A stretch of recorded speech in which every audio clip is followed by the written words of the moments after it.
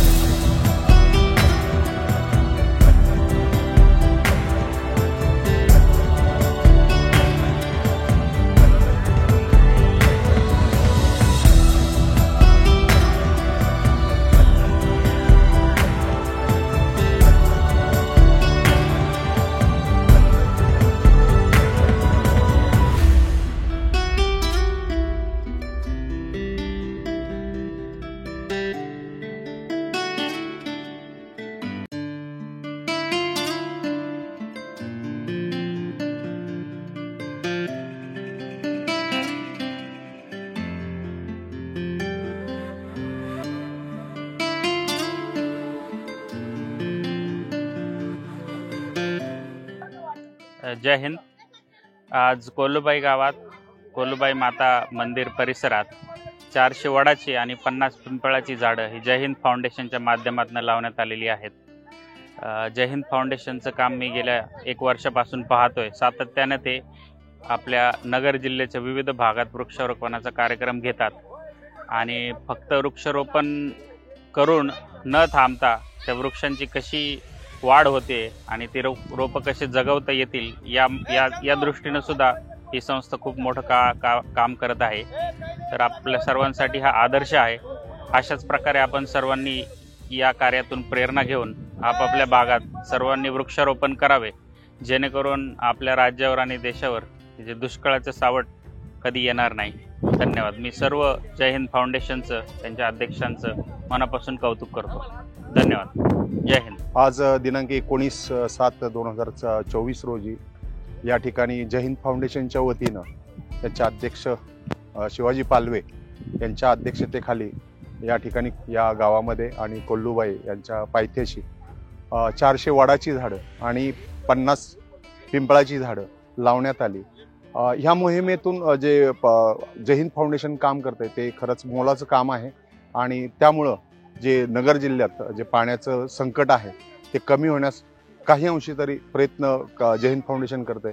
मी या जिल्हा सैनिक कल्याण कार्यालयाच्या वतीनं मी जय हिंद फाउंडेशनचं आणि त्यांच्यासोबत असलेले सर्व माजी सैनिक आणि पदाधिकाऱ्यांचं मनपूर्वक आभार व्यक्त करतो आणि असंच कामाची त्यांना पुढील आयुष्यात प्रेरणा मिळत राहो, जेणेकरून देशासाठी आजपर्यंत त्यांनी जे बलिदान दिलं तेच गावासाठी किंवा या जिल्ह्यासाठी ते पुढं कार्य करत राहतील अशी मी त्यांना पुढील वाटचालीसाठी त्यांना शुभेच्छा देतो आणि थांबतो. धन्यवाद. आज जय हिंद फाउंडेशन अहमदनगरच्या माध्यमातून तीर्थक्षेत्र कोलुबाईगड आदर्श गाव कोल्हार या ठिकाणी सकुमाई मंदिराच्या या खालच्या भागामध्ये 400 वडाची झाडे आणि 50 पिंपळाची झाडांचं वृक्षारोपणाचं या ठिकाणी नुकतंच उद्घाटन झालेलं आहे.